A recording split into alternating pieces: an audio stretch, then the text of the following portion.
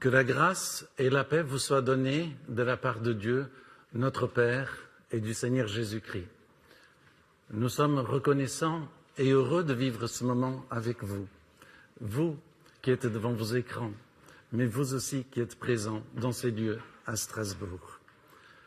Au début de ce culte, nous voudrions exprimer une pensée pleine de compassion pour tous ceux qui souffrent, et particulièrement pour ceux qui ont été victimes des attentats, que ce soit ici à Strasbourg ou bien ailleurs. Que Dieu console et apaise vos cœurs. Je cite un texte du psaume 9. « Que l'Éternel soit une forteresse pour l'opprimé, une forteresse au temps de détresse. Ceux qui se confient en toi connaissent ton nom, car tu n'abandonnes pas ceux qui te cherchent, ô Éternel. » Je vous invite à la prière. Notre Dieu, notre Père, nous voulons te louer pour nous avoir rassemblés en ta présence. Où que nous soyons, ici, chez nous, dans un lieu agréable ou ailleurs, dans un lieu où nous n'avons peut-être pas choisi d'être. Quel que soit cet endroit, tu es là avec nous. Seigneur, merci parce que tu nous aimes malgré nos imperfections.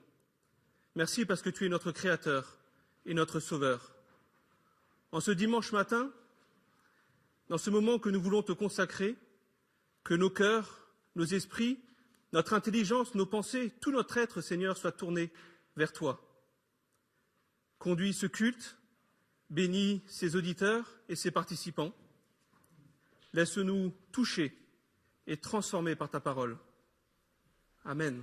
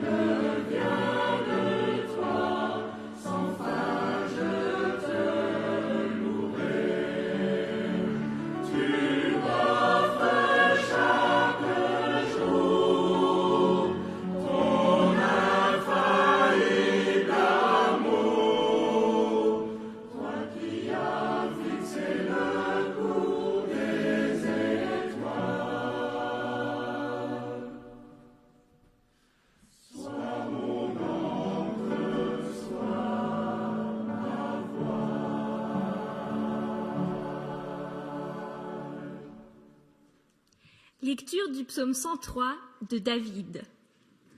Mon âme bénit l'Éternel. Que tout en moi bénisse son saint nom. Mon âme bénit l'Éternel et n'oublie aucun de ses bienfaits. C'est lui qui pardonne tes fautes, qui guérit toutes tes maladies, qui rachète ta vie du gouffre, qui te couronne de bienveillance et de compassion, qui rassasie de bien ta vieillesse, qui te fait rajeunir comme l'aigle. L'Éternel fait justice, il fait droit à tous les opprimés. Il a fait connaître ses voies à Moïse, ses hauts faits aux fils d'Israël. L'Éternel est compatissant et il fait grâce. Il est lent à la colère et riche en bienveillance. Il ne conteste pas sans cesse. Il ne garde pas sa colère à toujours. Il ne nous traite pas selon nos péchés et ne nous rétribue pas selon nos fautes. Mais autant les cieux sont élevés au-dessus de la terre, autant sa bienveillance est efficace pour ceux qui le craignent. Autant l'Orient est éloigné de l'Occident, autant il éloigne de nous nos offenses. Comme un père a compassion de ses fils, l'Éternel a compassion de ceux qui le craignent, car il sait de quoi nous sommes formés. Il se souvient que nous sommes poussière. L'Éternel a établi son trône dans les cieux, et son règne domine sur toutes choses. Bénissez l'Éternel, vous ses anges, qui êtes puissants en force et qui exécutez sa parole en obéissant à la voix de sa parole. Bénissez l'Éternel, vous toutes ses armées, qui êtes à son service et qui faites sa volonté. Bénissez l'Éternel, vous toutes ses œuvres, dans tous les lieux où il domine. Mon âme bénit l'Éternel.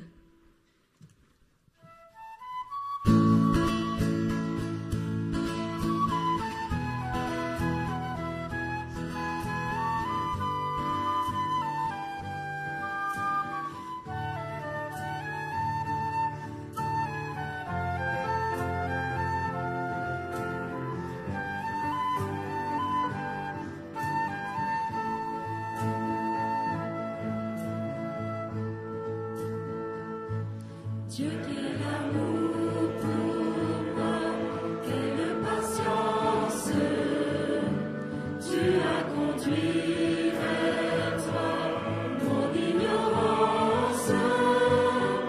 Comment pouvais-je alors saisir ce que ton cœur voulait m'offrir? Ainsi grand miracle, un don si précieux, ta main à la porte nous ouvre les yeux, ton salut remplace ma condamnation, mon péché s'efface par ta rédemption. Loué sois-tu, Dieu Tout-Puissant, loué sois-tu.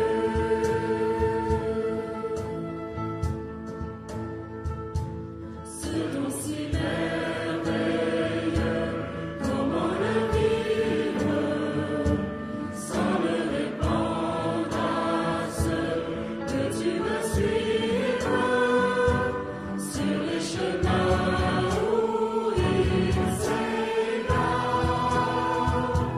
loin de la vie et de l'espoir. Un si grand miracle, un don si précieux, ta main à la porte nous ouvre les yeux, ton salut remplace la condamnation, mon péché s'efface par ta rédemption. Loué sois-tu, Dieu Tout-Puissant, loué sois-tu.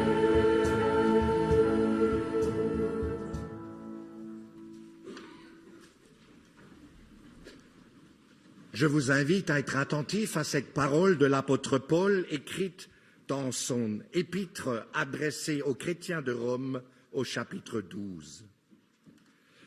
Je vous exhorte donc, frères, par les compassions de Dieu, à offrir vos corps comme un sacrifice vivant, saint, agréable à Dieu, ce qui sera de votre part un culte raisonnable. Ne vous conformez pas au monde présent, mais soyez transformés par le renouvellement de l'intelligence, afin que vous discerniez quelle est la volonté de Dieu, ce qui est bon, agréable et parfait. Ne rendez à personne le mal pour le mal. Recherchez ce qui est bien devant tous les hommes. S'il est possible, autant que cela dépend de vous, soyez en paix avec tous les hommes. Ne vous vengez pas vous-même, bien-aimés, mais laissez agir la colère, car il est écrit « À moi la vengeance. C'est moi qui rétribuerai, dit le Seigneur. » Mais si ton ennemi a faim, donne-lui à manger. S'il a soif, donne-lui à boire. Car en agissant ainsi, ce sont des charbons ardents que tu amasseras sur sa tête. Ne sois pas vaincu par le mal, mais vainqueur du mal par le bien.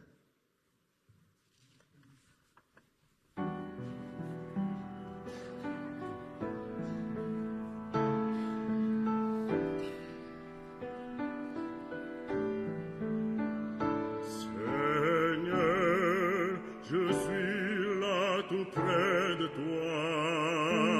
Envoie-moi sur tes voies.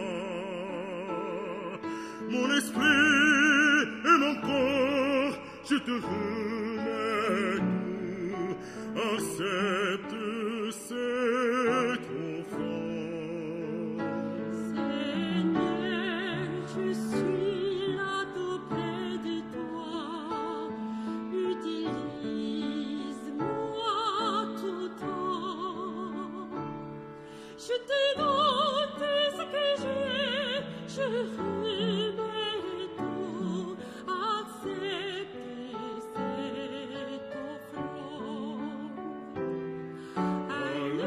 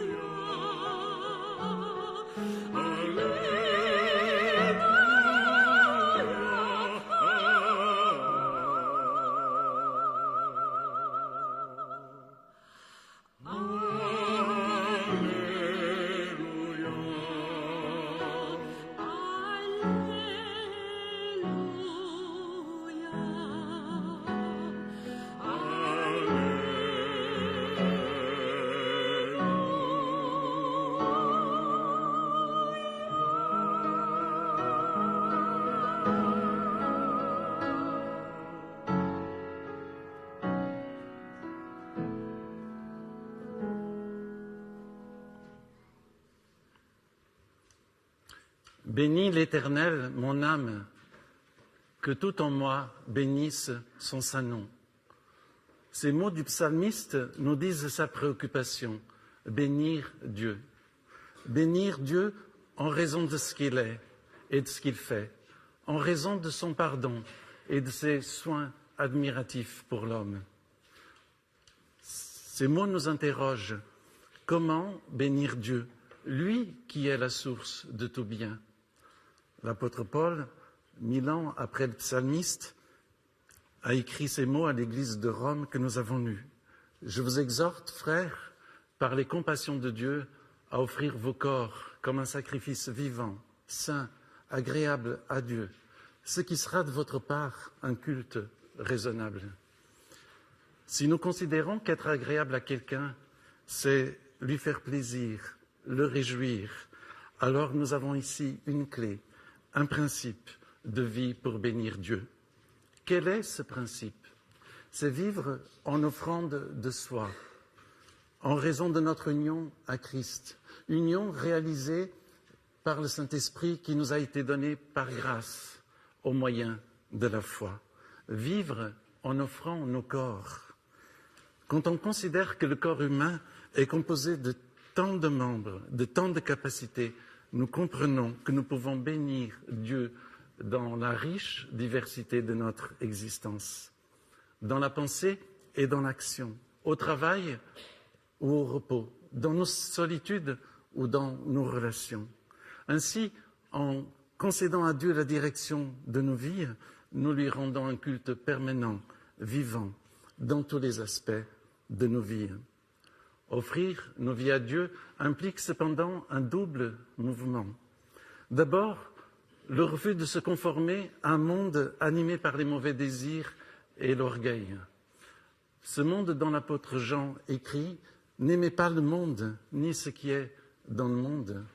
Il ne s'agit pas de ne pas aimer la nature ou bien la société dans ce qu'elle a de bien. Non, il s'agit de refuser un monde qui sème la division, l'injustice. Où se manifeste ce monde? Certainement en soi, en nous-mêmes. Là où naissent tant de prétentions personnelles, là où on se croit plus sage que les autres. Ce monde se manifeste aussi à l'extérieur de soi, lorsqu'on institue l'irrespect des personnes, de la vie, l'exploitation, l'idole de l'argent. Il s'agit d'un monde dominateur, matérialiste, qui détruit les sens les plus nobles, les amours les plus belles, les filiations les plus chères. Un monde globalisant, faisant fi de la juste harmonie entre les personnes, entre les peuples, faisant fi du respect de la nature. Martin Luther King nous a parlé des peurs qui nous empêchent de nous démarquer des pressions ambiantes. La peur d'être impopulaire si nous nous trouvons dans une minorité pathétique. La peur de lutter contre l'immoralité face au consensus du groupe. La peur d'aller contre les dieux du succès, de l'approbation, du conformisme. Le second mouvement dans l'offrande de notre vie consiste à se laisser transformer par le renouvellement de l'intelligence, par une docilité au Saint-Esprit, une harmonisation de notre esprit et de notre volonté à l'Esprit Saint. Grâce à la parole de Dieu, par laquelle Dieu opère une transformation morale, un renouvellement de notre pensée et de nos comportements. Cette docilité au Saint-Esprit est féconde, créatrice. Elle nous permet le discernement de la volonté de Dieu. La volonté de Dieu, nous dit l'Écriture, est ce qui est bon, agréable et parfait. Entendons bien cela. La mise en œuvre de la volonté de Dieu rétablirait tant de droits, tant de liberté, de justice sociale. Elle a inspiré les plus grands réformateurs. La marche vers les droits de l'homme et du citoyen. Volonté de Dieu qui nous dit aussi « Tu aimeras ton prochain comme toi-même ». La volonté de Dieu, un Dieu si grand et si humble, nous conduira à une véritable solidarité humaine, à construire les unions internationales dans le respect des peuples que Dieu a créés. Quel jour nouveau se lève à partir de la volonté de Dieu? La volonté de Dieu, norme de nos vies, nous conduira à nous adapter aux différentes situations, faciles, mais aussi difficiles. Comment vivre en offrant de soi face au mal subi, face au mal inévitable présent dans notre monde? Il va si vite de répondre au mal par le mal. Il va si vite de s'appuyer sur ses propres forces et d'oublier que l'Esprit du Christ nous anime, que Dieu a aimé ses ennemis dont nous faisions partie avant de venir à lui. Il va si vite de recourir à la vengeance, ce plat qu'on mange froid et qui est toujours indigeste. En procédant ainsi, nous nous inscrivons alors dans un mauvais usage de la loi du talion. Nous nous faisons juges et magistrats d'un jugement qui revient à la société. Pire, nous courons le risque de nous mettre à la place de Dieu sur son trône, qui nous dit « À moi la vengeance, c'est moi qui rétribuerai, dit le Seigneur ». Le don de soi face au mal subi implique que je reste encore attentif aux besoins de celui qui me blesse ou qui me mine. Si ton ennemi a faim, donne-lui à manger, et s'il a soif, donne-lui à boire, nous dit le Seigneur, le roi de l'univers. Il ne s'agit pas de tendre l'autre joue au sens littéral du terme, ou bien de favoriser la violence ou les abus. Jésus ne l'a pas fait, mais de chercher encore le bien de celui qui nous a fait mal. Celui qui a fait le mal est en danger. Il est inspiré par le malin, le diable, celui qui veut détruire nos vies. Cela impliquera pour nous de prier, de chercher secours en Dieu qui est là, en celui qui insultait ne rendait pas l'insulte, souffrant ne faisait pas de menace, mais s'en remettait à celui qui juge justement, celui qui a porté nos péchés en son corps sur le bois, afin que, mort à nos péchés, nous vivions pour la justice, lui dont la meurtrissure nous a guéris, Jésus, le Fils de Dieu fait homme. Que notre vie soit une offrande à Dieu, un temple, un lieu où Dieu manifeste sa grâce pour ceux qui nous entourent. Amen.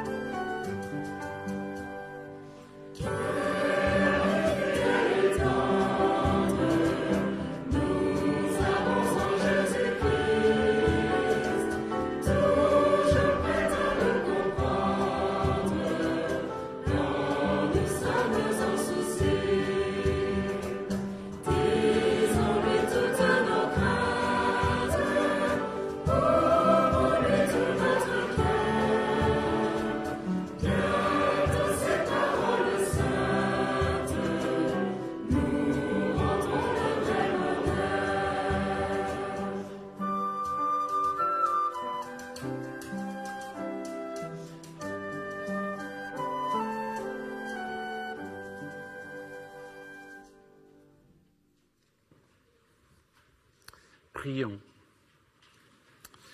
Seigneur, ton esprit en nous nous fait dire de ta part, mon âme bénit l'Éternel. Malgré nos imperfections et nos tâtonnements, nous voulons te dire que nous voulons nous associer à la communion du Père et du Fils dans cette offrande de soi. Aide-nous à réaliser que c'est à chaque instant et en tout que nous pouvons te bénir.